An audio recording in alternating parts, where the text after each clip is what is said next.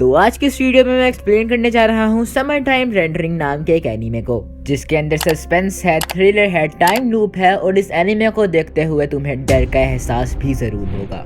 IMDb पर इस anime को मिले हैं 8.2 स्टार्स आउट ऑफ 10 और ANN यानी कि एनीमे न्यूज नेटवर्क ने समर टाइम रेंडरिंग को A रेटिंग्स दी हैं। तो चलो बिना वक्त ज़ाया किए स्टार्ट करते हैं summer time rendering anime series की पहली एपिसोड।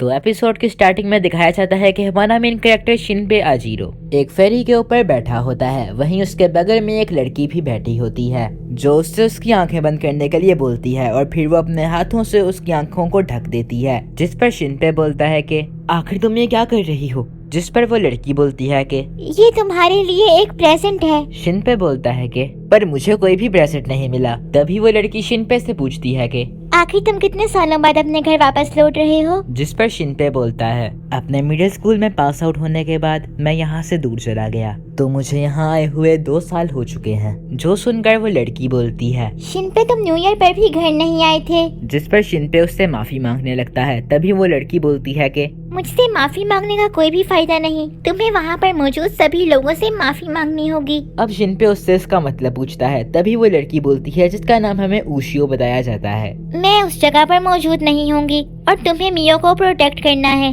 और तुम्हें उस जगह पर मुझे ढूंढना होगा। ढूंढ लोगे ना शिनबे? जिसके बाद वहाँ पर सब कुछ ब्लर होने लगता है, जिससे डरकर शिनबे उशियो का नाम चिल्लाते हुए अपनी नींद से उठता है और अपने सामने बैठी हुई एक लड़की से टकरा जाता है। जिसके बाद डरकर वो उस लड़की से माफी मांगने लगता है, पर तभी वो लड़की शिनबे के मुंह पर थप्पड़ मार देती है। अब शिनबे वहाँ पर जाकर एक जगह पर खड़ा हो जाता है और सोचने लगता है कि आज जिंदगी में पहली बार किसी लड़की ने मुझे इस तरह से थप्पड़ मारा है। और अब हमें बताया जाता है कि शिनबे हिडोगाशिमा नाम के एक आइलैंड पर जा रहा होता है, क्योंकि वही आइलैंड शिनबे का होम टाउन है और इस आइलैंड की पॉपुलेशन लगभग 700 लोगों के आसपास होगी और इस जगह का मेन बिजनेस टूरिज्म और फिशिंग है। तभी शिनबे हमें बताता है कि इस आइलैंड पर आए हुए मुझे 2 साल बीत चुके हैं और मेरा यहाँ पर आने का मकसद मेरी बचपन की दोस्त उशियो कुफुने का फ्यूनरल अटेंड करना है। और तभी शिनबे देखता है कि उसे घर ले जाने के लिए उसकी एक दोस्त मियो वहाँ पर आई होती है और मियो काफी तेजी से साइकिल चला रही होती है, जिस वजह से वो एक चीज से टकराकर नीचे समंदर में गिर जाती है।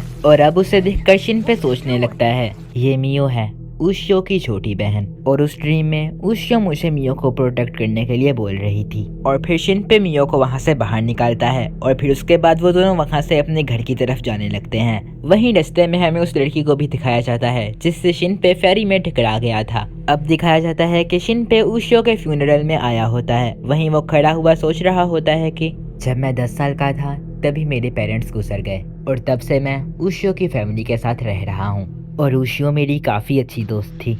और तभी वहाँ पर शिनबे लोगों को बात करते हुए सुनता है कि उशियो के साथ बहुत बुरा हुआ और इससे उसकी फैमिली को काफी दुख हुआ है। तभी एक औरत बोलती है कि क्या तुम लोगों ने ये बातें सुनी है कि डॉक्टर हिशिकाटा ने उशियो की डेड बॉडी पर ऑटोप्सी परफॉर्म किया था, जिसकी कोई जरूरत नहीं थी क्योंकि उशियो की मौत एक एक्सीडेंट में हुई है। तभी शिनबे को वहाँ पर एक बहुत ही तेज फ्लैश दिखाई देता है, जिसे देखकर सब लोग बोलने लगते हैं कि यहाँ पर तस्वीरें लेना मना है। और तभी पीछे से एक लड़का आकर शिनबे को पकड़कर वहाँ पर रोने लगता है और इस लड़के का नाम सू होता है। सू उशियो की मौत से काफी ज्यादा दुखी होता है और वो शिनबे से बोल रहा होता है कि मैं उशियो को बचा नहीं पाया, मैंने अपना वादा तोड़ दिया, तो तुम मुझे जो चाहे वो सजा दे सकते हो। तभी शिनबे बोलता है कि जो हो गया वो हो गया, हम इसमें अब कुछ नहीं कर सकते हैं, तो तुम्हें अब खुद को शांत करना होगा। जो सुनकर सू वहाँ पर शांत होता है। अब थोड़ी देर बाद शिनबे सू से पूछता है कि मैंने सुना है कि तुम्हारे डैड ने उशियो की ऑटोप्सी की थी, जिसकी कोई भी जरूरत नहीं थी क्योंकि उशियो की मौत तो डूबने की वजह से हुई है ना। तभी सू शिनबे को एक लड़की दिखाता है और कहता है कि उस लड़की का नाम कोबायाकावा शियोरी है और इसी को डूबने से बचाते हुए उशियो मारी गई। पर उस एक्सीडेंट के बाद से शियोरी काफी ज्यादा डर गई है और उसने किसी से भी बात नहीं की। और अब शिनबे वहाँ पर उशियो की बॉडी के पास जाने लगता है। तब सू से बोलता है कि शिनबे तुम मुझे रात में कॉल करना, मैं तुम्हें इस एक्सीडेंट के बारे में सब कुछ डिटेल में बताऊंगा।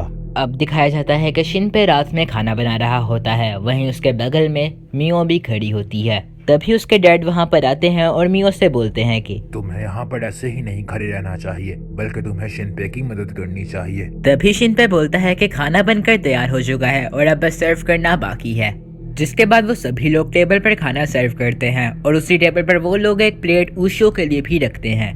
जिसके बाद हमें दिखाया जाता है कि मियो किसी के घर के सामने खड़ी होकर वहाँ पर कुछ देख रही होती है। तभी वहाँ पर एक ऑफिसर साइकिल लेकर आता है और मियो को देखकर वो बोलता है, मियो तुम यहाँ पर क्या कर रही हो और ऐसे यहाँ पर खड़ी होकर तुम अपने ही घर को क्यों देख रही हो? क्या तुम्हारी घर में लड़ाई हो गई है? पर मियो उसकी बात का कोई भी जवाब नहीं देती है। जिसके बाद हमें दिखाया जाता है कि शिनपे अपने कमरे में बैठकर सू से फोन पर बात कर रहा होता है और अब वो सू से पूछता है कि आखिर डॉक्टर हिशिगाटा ने उशियो का पोस्टमार्टम क्यों किया। तभी सू बोलता है कि ये बस एक अफवाह है। मेरे डैड को पुलिस ने वहाँ पर इसलिए बुलाया था क्योंकि उन्हें उशो के गले पर कुछ निशान मिले थे। उन निशानों को देखकर ऐसा लग रहा था कि जैसे किसी ने उशो का गला दबाकर उसे मारा हो। जिसे सुनकर शिनपे काफी ज्यादा हैरान होता है। तभी सू से बताता है कि उस वक्त उशियो बीच पर थी, पर वहाँ पर अजीब बात यह थी कि उस वक्त वहाँ पर कोई भी मौजूद नहीं था और तभी वहाँ पर उशियो ने शियोरी को पानी में डूबते हुए देखा, जिसे बचाने के लिए वो आगे गई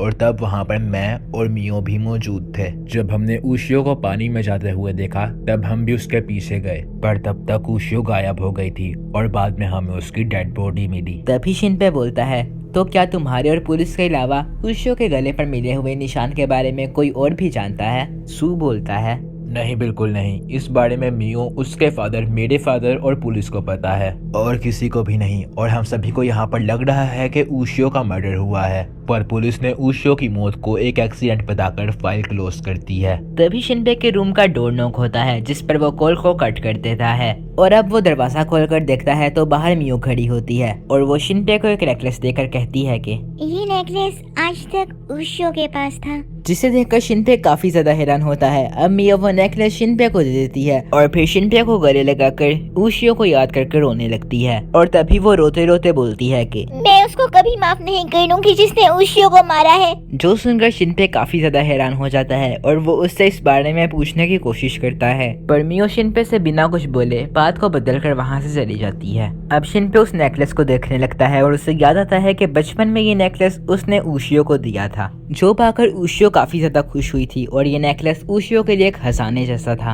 और फिर उशियो को याद करके शिनपे भी रोने लगता है। अब अगले दिन से मियो और उसके डैड अपने रेस्टोरेंट में काम कर रहे होते हैं। वहीं पर शिनपे को काफी दिनों के बाद देखकर सभी लोग काफी ज्यादा खुश होते हैं और तभी वहाँ पर एक आदमी बोलता है कि उस वक्त तुम किसे ढूंढ रहे थे? जिसे सुनकर शिनपे काफी ज्यादा हैरानी से पूछता है कि कौन किसे ढूंढ रहा था और तब वो आदमी बोलता है कि आज सुबह में तुम काफी अजीब कपड़े पहने हुए मुझे मिले थे और तुम किसी को ढूंढ रहे थे। जो सुनकर मियो काफी ज्यादा घबरा जाती है और शिनपे उस आदमी से कहता है कि आपने सच में कुछ ज्यादा ही पी ली है और तब वहाँ पर उस आइलैंड का पुलिस ऑफिसर भी आता है जिसे शिनपे वेलकम करता है और मियो उसके लिए लंच बनाने लगती है। तभी वो उससे पूछती है कि आज सुबह में तुम ब्रेकफास्ट करने के लिए क्यों नहीं आए? जिस पर वो ऑफिसर बोलता है कि आजकल यहाँ पर काम काफी ज्यादा बढ़ गया है और आज सुबह से ही कोबायाकावा परिवार गायब है। जिसे सुनकर शिनपे काफी ज्यादा हैरान होता है। तभी वो ऑफिसर उसे बताता है कि आज सुबह से ही कोबा मार्ट नहीं खुला था, जो देखकर उसके पड़ोसी ने उसके घर पर जाकर चेक किया पर वहाँ पर कोई भी नहीं था, जो देखकर उनके पड़ोसी ने पुलिस को इन्फॉर्म किया। कोबायाकावा परिवार कर्ज में डूबा हुआ था, शायद वसूली वालों से भागने के अलावा उनके पास कोई और रास्ता नहीं था, पर हम ये यकीन से नहीं कह सकते। वहीं ये सुनकर मियो काफी ज्यादा परेशान हो जाती है और अपने रेस्टोरेंट से भागने लगती है, जिसे रोकने के लिए शिनपे उसके पीछे भागता है और अब शिनपे को मियो के पीछे जाता हुआ देखकर वो ऑफिसर काफी गुस्से से शिनपे को देखने लगता है। अब मियो का पीछा करते करते शिनपे एक जगह पर आता है और वो देखता है कि मियो वहाँ पर बैठी होती है। अब शिनपे उसके पास जाकर बोलता है कि ये सच में काफी ज्यादा अजीब है, क्योंकि कल ही उशियो के फ्यूनरल में पूरा कोबायाकावा परिवार आया था और आज ही उनकी पूरी फैमिली गायब हो गई। जिसे सुनकर मियो हाँ में सर हिलाती है, जिसके बाद शिनपे भी मियो के पास बैठ जाता है और अब मियो अपने बिहेवियर के लिए शिनपे से माफी मांगने लगती है, जिस पर शिनपे बोलता है कि कोई बात नहीं। तभी मियो बोलती है कि शियोरी उस हादसे के बाद काफी उदास रहा करती थी और किसी से भी बात नहीं किया करती थी। जिस पर शिनपे बोलता है शायद इसी वजह से, क्योंकि उस हादसे के बाद वो काफी ज्यादा शौक हो गई थी। तभी मियो बोलती है नहीं, ये बात नहीं है। आज से एक हफ्ते पहले जब शियोरी यहाँ पर बग हंट कर रही थी तो उसने काफी अजीब चीज देखी। शिनपे पूछता है कि क्या चीज? जिस पर मियो बोलती है कि शियोरी ने अपने ही जैसे दिखने वाले एक इंसान को देखा था और जब अगले दिन वो स्कूल जा रही थी तो उसे ऐसा महसूस हो रहा था कि जैसे किसी ने उस पर नजर रख रखी हो। शिनपे बोलता है कि तो क्या तुम ये कहना चाहती हो कि शियोरी ने अपने डोपलगैंगर को उस जगह पर देखा था? तभी उस जगह पर एक आदमी आता है और बोलता है कि वो कोई शैडो नहीं था। अब शिनपे उस आदमी के बारे में मियो से पूछता है, जिस पर मियो से बताती है कि इस आदमी का नाम नेजू है और ये इस जगह का एक हंटर है। तभी नेजू बोलता है कि इस चीज को शैडो सिकनेस बोला जाता है और ये इस आइलैंड के ऊपर एक बीमारी है। पर वॉर के बाद इस आइलैंड के ऊपर लोगों को शैडो सिकनेस होना बंद हो गया था, लेकिन लोग वॉर से पहले अपने जैसे दिखने वाले कई लोगों को देखा करते थे और उसके कुछ ही दिनों बाद उनकी मौत हो जाया करती थी और लोगों का मानना यह था कि उनका मर्डर हुआ है। जो सुनकर मियो काफी ज्यादा हैरान हो जाती है। पर यह सिर्फ एक लेजेंड है, इसके बारे में मेरे दादाजी मुझे बताया करते थे। और ये बोलकर नेजू वहाँ से चला जाता है, जिसके बाद शिनपे इस बारे में मियो से पूछने लगता है। अब मियो उससे बताती है कि जब मैं छोटी थी तो मेरी दादी ने मुझे कहानी सुनाई थी। तो क्या तुमने कभी ऐसी कोई कहानी सुनी है? शिनपे ना में जवाब देता है। तभी मियो से बताती है कि एक दिन रास्ते में चलते चलते मैंने उशियो का भी शैडो देखा था और उसी के 3 दिन बाद उशियो की मौत हो गई। जो सुनकर शिनपे काफी ज्यादा परेशान हो जाता है और अब मियो से बताती है कि एक दिन बीच पर साफ सफाई के वक्त उशियो ने किसी चीज को देखा और फिर उसने मुझे भी वहाँ पर देखने के लिए कहा, जिसे देखकर मैं काफी ज्यादा हैरान हो गई। मेरी आंखों के सामने हूबहू उशियो जैसी दिखने वाली एक लड़की खड़ी थी। ये सुनकर शिनपे काफी ज्यादा डर जाता है और कहता है कि अगर तुम मुझसे मजाक कर रही हो तो ये सुनकर मुझे बिल्कुल भी हंसी नहीं आ रही है। लेकिन ये सच है, मैं बिल्कुल भी झूठ नहीं बोल रही हूँ। उस दिन हमने दूसरी बार उसको देखा था, जो पलक झपकते ही हमारी आंखों के सामने से गायब हो गई। ये सुनकर शिनपे का दिमाग हिल जाता है और अब वो खुद को शांत करते हुए मियो से पूछता है कि क्या तुमने इस बारे में किसी को बताया था? मियो ना में जवाब देती है, जिसके बाद शिनपे उसे शांत करने लगता है और बोलता है कि तुम्हें परेशान होने की कोई भी जरूरत नहीं। हम हिरुको के पास चलते हैं और उससे इस बारे में पूछते हैं। वो ओल्ड मैन जरूर हमें इसके बारे में कुछ ना कुछ बता देगा। अब हमें बताया जाता है कि हिरुको इस आइलैंड के हीटो श्राइन का एक निकनेम है।